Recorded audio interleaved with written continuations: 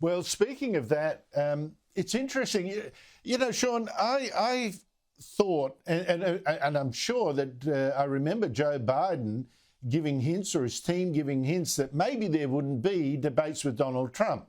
And that, to me, look, it was appalling. Of course, you shouldn't be running away from debating your opponent when we're talking about trying to choose the next president of the United States.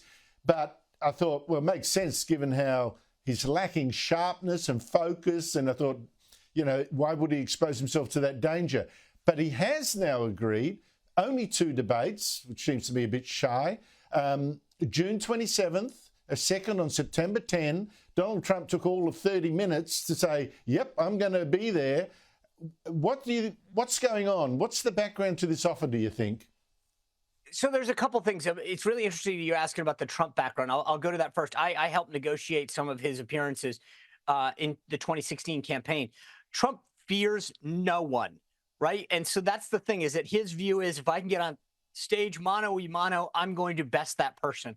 And he did it in 2020. I think he'll do it again this cycle. So he doesn't care about the things that people like me do on the campaign staff standpoint, in terms of the venue and the moderator, all things that I think are important. Trump's view is, bring it on. I'll take you anywhere, anytime. That's the challenge he posed to Joe Biden.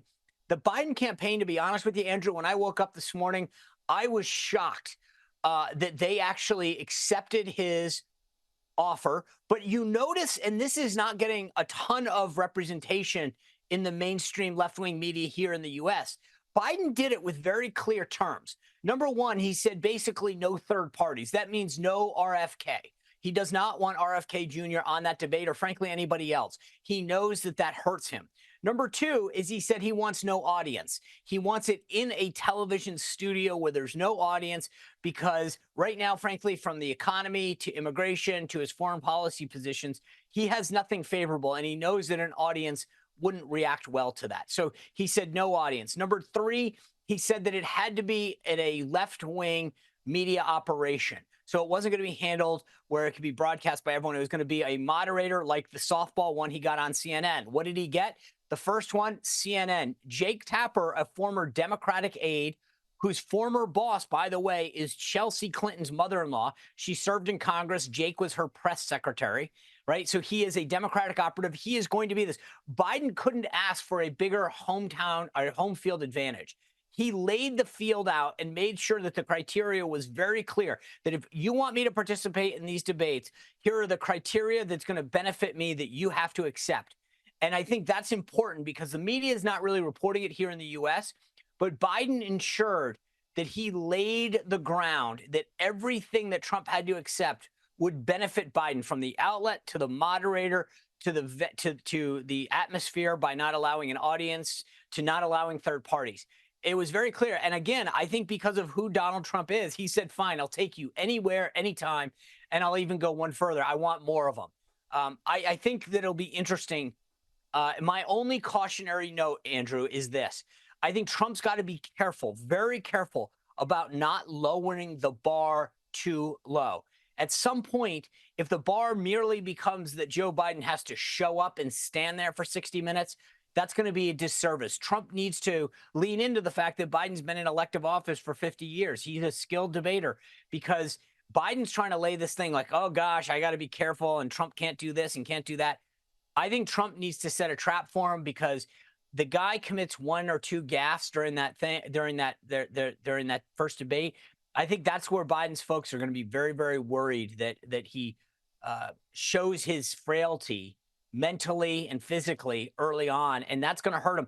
The dirty secret, by the way, is that the Commission on Presidential Debates had proposed these 3 debates very late in the cycle, after a lot of people had voted, and that would have benefited Biden. I'm actually shocked that Biden didn't accept those invitations, knowing that it would have irked Trump, and it would have happened much later in the cycle. Democrats tend to vote a lot earlier, and it would have benefited Biden. But hey, I'll take it.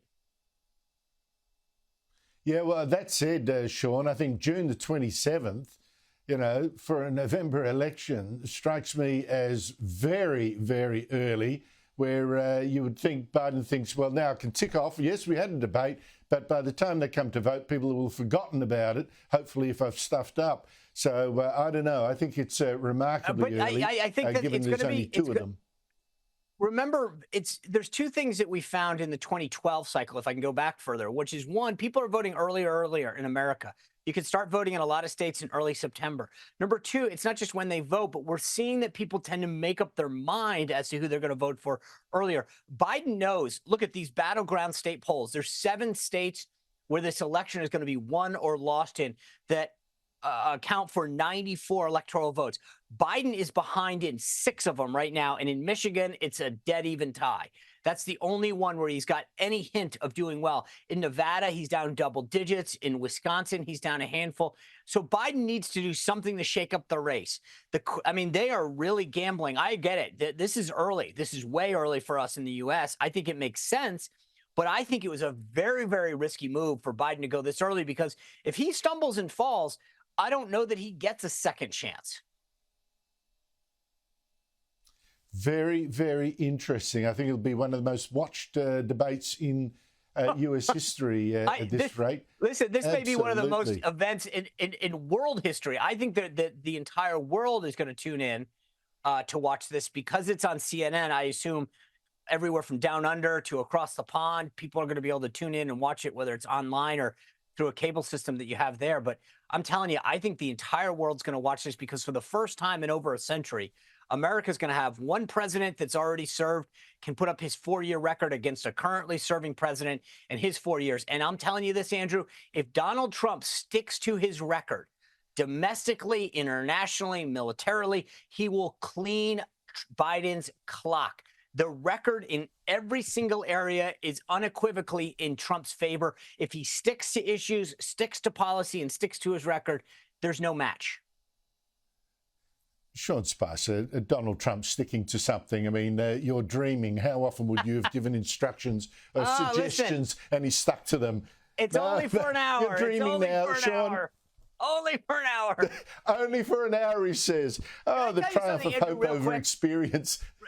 You know, Andrew, this is funny. I mentioned I briefed Donald Trump prior to the first event that he did in the 2016 cycle. It was the NBC Commander-in-Chief Forum aboard the USS Intrepid with Matt Lauer.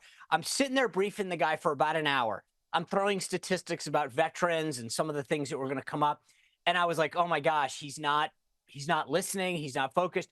Trump goes, okay, I got it. And I'm thinking to myself, okay, he got out there and killed it. He absorbed every piece of information, every statistic. The guy, I mean, I've never seen anything like how he processed the information. I thought he wasn't paying attention. No way. He was absorbing everything, and then he spit it back out, and he crushed that event. So I'm telling you, when he's on his game, there's nobody better.